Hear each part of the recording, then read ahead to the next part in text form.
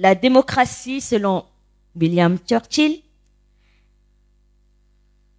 robuste et fonctionnelle, a besoin d'un électorat sain, éduqué. Il parlait d'éducation et participatif, ainsi qu'un leadership éduqué également et respectueux de la morale.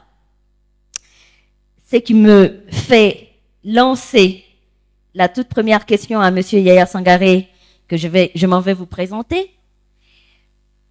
Monsieur Sangaré est secrétaire général du parti ADEMA PACJ, et sous feu Ibrahim Boubacar Keïta, il devient ministre des Maliens de l'extérieur et de l'intégration africaine. Son parcours politique exceptionnel traverse un grand champ de la vie sociale, économique et politique du Mali. Il faut rappeler aussi qu'il a dirigé l'imprimerie Diamana.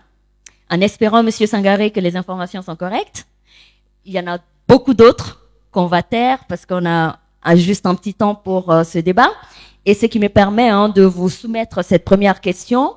Selon vous, que représente la démocratie aujourd'hui, selon votre parcours personnel, votre point de vue personnel, et également en tant qu'acteur du changement social?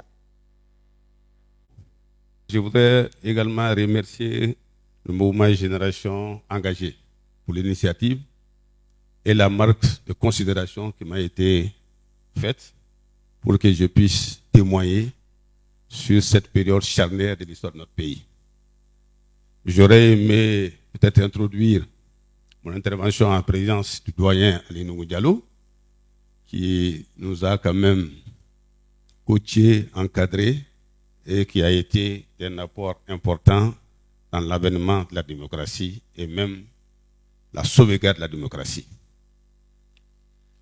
La démocratie, pour moi, je pense, moi je n'ai pas une définition personnelle, mais la définition consacrée aujourd'hui nous provient de Lincoln, qui dit que c'est le gouvernement du peuple, par le peuple et pour le peuple. Et à l'intérieur de cette définition, je pense que nous pouvons retrouver la participation du citoyen. Il faut que le citoyen participe pleinement à la prise de toutes les décisions qui concernent l'État. Cela dit, la démocratie se caractérise par un certain nombre de choses. Il y a d'abord les libertés. Toutes les libertés liées, liberté d'opinion, liberté d'association, liberté de se déplacer, liberté d'expression, toutes les libertés liées doivent caractériser la démocratie. Ce qui doit aussi caractériser la démocratie, je crois, c'est le choix des responsables qui doivent gérer la cité. Donc cela veut dire que tout ce qui doit être décidé par le peuple, parce que le peuple qui est souverain. Et cela passe par les citoyens. Et qui parle des citoyens, ça veut dire que c'est quelqu'un qui connaît, qui comprend ses droits et devoirs. Donc ça, c'est une définition standard. Vous savez, pour le cas du Mali, il faudrait que on se rappelle qu'il y avait des revendications originelles en 1991. Ces revendications peuvent se résumer à la quête de la démocratie, le multipartisme, les libertés dont je viens de dire, mais surtout le pluralisme dans tout son sens. Les Maliens avaient besoin de quoi? C'était un Mali nouveau. C'était un Mali des libertés. C'était un Mali des lumières. Les gens avaient besoin de quoi? Les gens voulaient avoir accès à la santé, à l'éducation, à l'emploi, à la sécurité, à la bonne gouvernance. Les gens voulaient qu'on mette fin au népotisme, qu'on mette fin à la corruption, qu'on mette fin à toutes les dérives qui pouvaient empêcher l'homme malien de s'épanouir. Voilà les revendications originelles. Maintenant, 33 ans après, où en sommes-nous? Voilà la question qui se pose. Et quand on demande aujourd'hui de faire le bilan part d'un point A à un point B.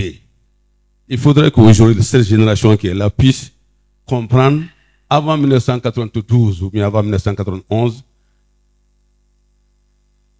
que valait le Mali. Quelles étaient les préoccupations des Maliens? Quels étaient les problèmes auxquels les Maliens étaient confrontés? 33 ans plus tard, où en sommes-nous avec ces mots? Est-ce que des progrès ont été faits dans ce sens? Est-ce qu'il y a des reculs? Il y a des points de satisfaction ou des points d'insatisfaction?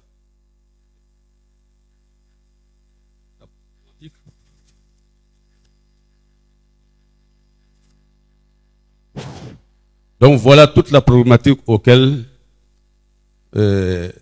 laquelle nous sommes confrontés aujourd'hui. Donc comme c'est un échange intergénérationnel, aujourd'hui nous ne sommes pas là pour faire un procès de la démocratie ou un procès des régimes précédents, mais c'est pour rétablir la vérité historique. Comprendre qu'effectivement la démocratie peut avoir des insuffisances. La démocratie peut avoir des points d'incompréhension, mais les échecs de la démocratie ne doivent pas être liés au régime, au système en tant que tel, mais certainement par la gestion des hommes qui ont eu certainement la chance ou la charge de gérer ou de mettre en œuvre la démocratie. Je le dis souvent dans certains de mes échanges. Je prends l'exemple sur une voiture V8, c'est banal. Les voitures V8 qui circulent au Mali sont les mêmes voitures V8 qui circulent en Occident. Mais la durée de vie de la voiture V8 au Mali est liée à un certain nombre de facteurs. Le chauffeur qui le conduit, l'entretien, le vidange qu'on fait, l'état des routes, mais surtout le climat. Donc tout cela concourt à ce que la voiture ait une durée de vie longue ou courte. Moi, je pense que nous devrons analyser notre démocratie à l'aune de cette caricature. Ne pas jeter, comme on le dit, verser l'eau du bain avec le bébé. Beaucoup de choses ont été réalisées en termes de liberté. Beaucoup de choses ont été réalisées en termes d'infrastructures. Beaucoup de choses ont été réalisées en termes d'infrastructures socio-sanitaires, éducatives, même tout simplement en termes de cohésion sociale. En 1992, quand les démocrates venaient au pouvoir, le Mali n'était pas un pays en paix. Mais c'est parce que les gens ont prôné le dialogue, les gens ont joué à la transparence, qu'on a pu mettre fin à une des rébellions les plus violentes au Mali. C'est là, on ne le dit pas. Au niveau de l'armée, les gens savent ce qui a été fait. Donc, pour moi, chaque régime, chaque gouvernement a fait ce qu'il pouvait faire. Et aujourd'hui, la déception liée à la démocratie peut se comprendre. Parce que tout simplement, la démocratie a créé beaucoup d'espoir. La démocratie a créé beaucoup d'entente. Qui crée de l'espoir, qui crée de l'attente, crée également une série de déceptions auxquelles les gens doivent s'attendre. Aujourd'hui, je pense que tout ce qui sera construit la démocratie, c'est parce que elle avait créé beaucoup d'espoir. Et la démocratie ne pouvait pas être comme l'apanage ou la solution à tous nos problèmes si nous-mêmes, en tant que citoyens, nous ne nous mettions pas. Raison pour laquelle la meilleure façon de sauvegarder la démocratie et ses acquis, c'est la formation d'un bon citoyen capable de faire un bon choix, capable de veiller sur les élus qui sont là pour prendre des décisions pour la gestion des affaires publiques. Voilà, dans un premier temps, ce que je peux dire comme introduction.